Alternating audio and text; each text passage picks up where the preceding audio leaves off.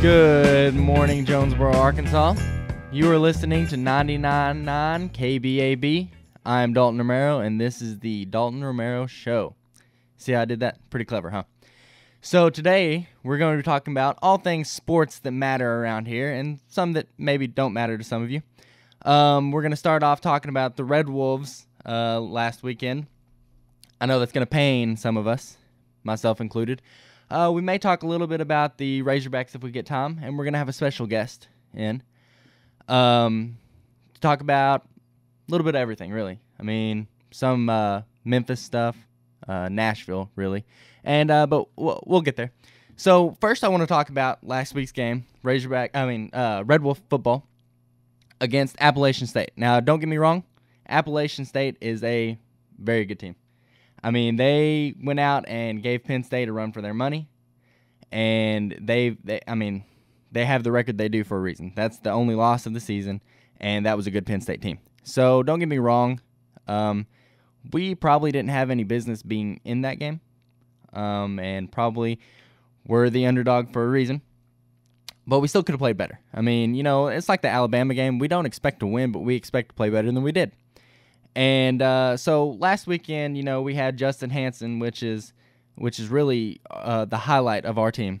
And he's always trying to get things done. He's always trying to do it basically all on himself a lot of times. We have a young receiver core I was talking to a buddy about yesterday, and you know, he said you gotta be hopeful with the receiving corps. And he said they're young, they gotta learn.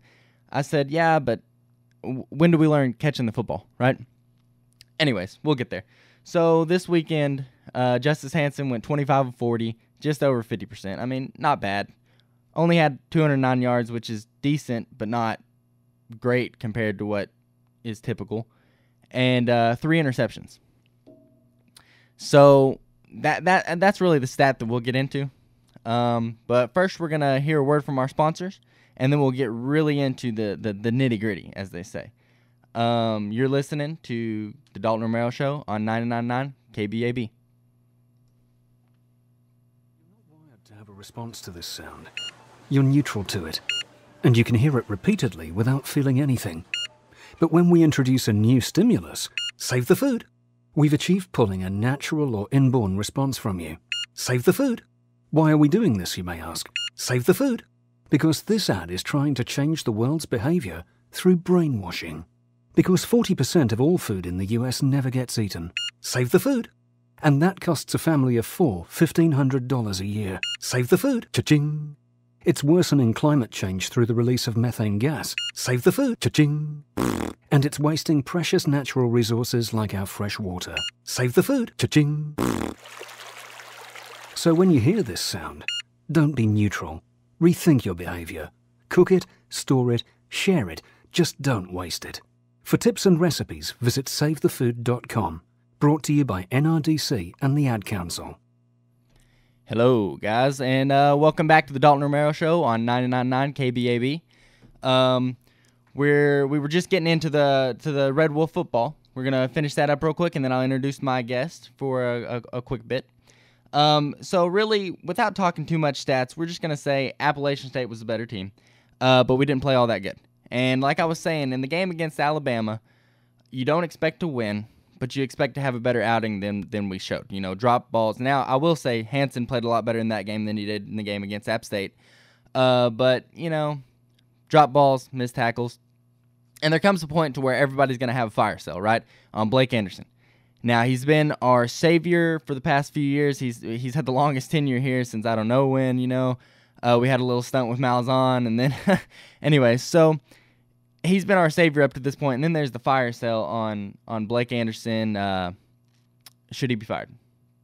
And I'm not normally one to just jump on that bandwagon and everything, because you got to look at the past and not at what have you done for me lately in this situation. But he's not being as aggressive as I feel like he should be coaching, I should say.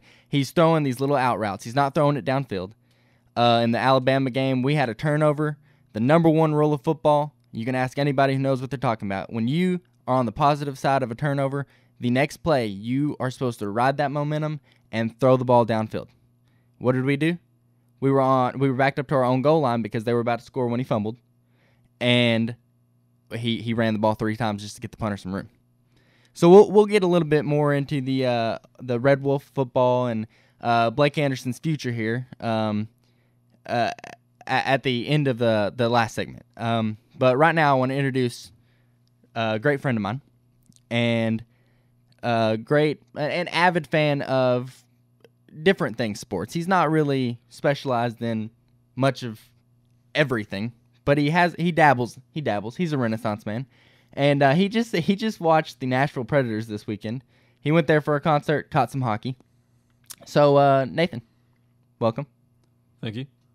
Tell us a little bit about your game that you watched, your match, should I say? Yeah, so in Nashville, Tennessee, I went and saw the Nashville Predators, and it's the hockey team, and they played against the Minnesota Wild, and that was actually my first hockey game I've ever seen, and I thoroughly enjoyed it. The crowd was wild. They really got into the game, and you could tell every time a team scored, the entire, every single person in the stands just roared, and their voices echoed across everyone, and it just rumbled in my heart, rumbled in my ears. It was amazing. I went down, got a beer, and just chugged the Coors Light because it was just so...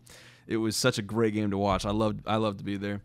And the score ended up being Predators 4, Minnesota Wild 2. And for about 15 minutes, it felt like the score was right at 3-2 with the Predators in the lead.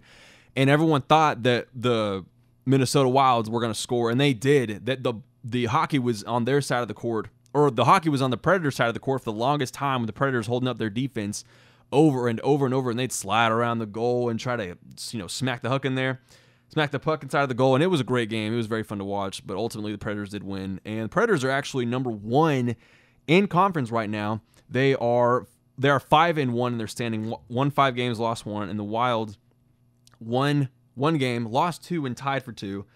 And with players like Johansson, Saban, Ekholm, and Forsberg, they got a great team going for them, and I can tell you right now that the Predators are my new favorite hockey team. Yeah, and it's pretty easy them being right here. And so whenever I had a short tenure up at going to college in Conway, I wasn't very knowledgeable on all things hockey, right?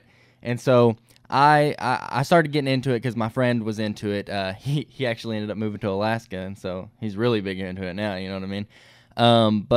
So I started getting into it, and I watched the Olympics one year, and I watched Sidney Crosby go off, and it was really a phenomenal thing. And so I carried that over into the NHL, and I was like, well, Sidney Crosby's my favorite player, and thus the Pittsburgh Penguins is my favorite team. Well, so then that year that I actually started getting more into it, the Penguins were actually playing the Predators in the Hockey Cup, right, in the finals for the championship, and I was saying go Penguins, and everybody thought I was a jerk because Nashville's right around the corner over here, and they're going for the Predators. And so then I started learning a little bit more about it, and I don't have a favorite team now. I probably should say Nashville. I mean, for goodness sakes, they're one of our closer teams. I mean, yeah, and Carrie Underwood's husband plays for them, so there you go. That's a reason. Well, and that's why I'm a Titans fan now, because they're close and Mariota. So you pick what you can. So I bet that was exhilarating. I watch it on TV, and it's exhilarating. I couldn't imagine being live there, chugging beers, watching these people go to work, checking each other. I mean, I was in the nosebleed section of the stands, and pretty far back. My head almost touched the back of the stadium, but I had a great view of about every single person in that stadium, and I could really see everyone just cheering and yelling and shouting. The chants. I've never been to a game with so many just hilarious chants. They I forgot exactly what they were, but it was like, referee, you suck, you suck, you suck. And they were just yelling and yelling, and I was cracking up at some of the things they said, and it was not very original, but still creative in its own right, huh? I don't know. I feel like hockey owns those kind of chants. Dude, hockey is like, you take a hillbilly, okay, and just the gruffness of it all, and the what's the word? Uncivilized part of a hillbilly, okay, or a redneck. There's a little bit of a difference, but from where I'm from, it's one and the same. So, and then you add a little bit of Canadian. That's what I'll say. little bit of Canadian, a little bit of class, you know. So hillbilly in Canada, missing the teeth, same gruffness, but a little bit nicer, not to each other. So I can imagine the fans are pretty much the same, and especially over in Nashville. I mean, you don't get as much Canadian as you do the hillbilly, right? You know. So next is the Memphis game that you worked. Tell me a little bit about that. Memphis game, yeah. I know you worked it. Did you get to pay attention much? I was a utility for that game, and I didn't get to see much what was going on the field, but it was a very fun game just to be there with. And I was able to see some of the touchdowns and some of the scoring. Memphis had the game. They had the game first half. It was, I forgot exactly what it was when the halftime came, but Memphis had it. And people were leaving already. It started to rain, and people were like, yeah, Memphis is going to win. It doesn't even matter. We're not going to be here. So they left. And then UCF started to come back. I guess Memphis couldn't hold their hands on the ball when it started raining. USF? UCF. Oh, it was UCF. My bad. University of Central Florida. Yeah, it came. My apologies. And towards the end, at second half, it was Memphis scored 13 and UCF scored 10. And then third half, UCF scored 7. And then fourth quarter, UCF scored another touchdown for 7 points. And it ended up being 31-30, UCF won. Yeah, it's kind of disappointing. You know, I was rooting for the home team, but obviously I was rooting for Memphis while I can, because we're going to be playing them for the next 3 to 4 years. You know what I mean? Mm-hmm. Nathan, thank you for coming in and speaking your truth, speaking your knowledge. I'll definitely have you on again, maybe even tomorrow morning. You know what I mean? Depending on what I feel like. All right, a quick message from our sponsors, but join me right back here in about a minute on 99.9 KBAB, the Dalton Romero Show. In the wake of a disaster, what one thing can you send that will help people the most? A blanket, a tent, a sandbag, a doctor. Actually, if you send a monetary donation, you send all these things. Even a small donation can make a big impact and can quickly become exactly what people affected by disaster need most. In the wake of a hurricane, your monetary donation can make a huge difference to those in need. To donate, visit supporthurricanerelief.org. That's supporthurricanerelief.org. Brought to you by the Ad Council. There's a lot at stake this November. 36 governorships. 35 Senate seats. And all 435 House seats are up for election. If only 50% of voters show up, it would be the highest midterm turnout in a century. Learn more and get involved at iamavoter.com. And don't forget to vote Tuesday, November 6th. Brought to you by I Am a Voter and the Ad Council. Welcome back to the Dalton Romero Show, my party people. You're listening to 99.9 KBAB, and we're just getting started here. So we talked a little bit about the App State game as well as a little bit of the Alabama game. We're gonna preview a little bit of the Georgia State game, which I don't even know what to say, really. You know what I mean? You can look analytically, you can look at the stats, you can look at the facts of play, but you really don't know the heart of the teams and where their head's at, especially with Arkansas State having the record they do. You know, we're used to being the top tier, and we're not. We're, actually at the bottom of the conference right now. Haven't won a game. Georgia State is in a very similar position at 2-4 on the year. We're 3-3, but don't have a winning conference. So what you really want to do is you got to look at the heart of the team, what the coaches have given you, what the players have given you up to this point. Arkansas State's not giving me much. I'm actually going to go with the underdog in this one. They are actually the 78% underdog, if you will. Arkansas State's 78% projected to win. I'm actually going to take Georgia State just because I think it'll be interesting to see the Red Wolves coming out that next week in a big game, and I think it's pretty much done for us at this point as far as, not bowl games, but championship status. So, thank you for your time here on the Dalton Romero Show. I know we didn't get in everything we were wanting to get in, but that just leaves more time for next show, tomorrow. So join me again, 8 a.m., 99.9 KBAB. I'll see you then.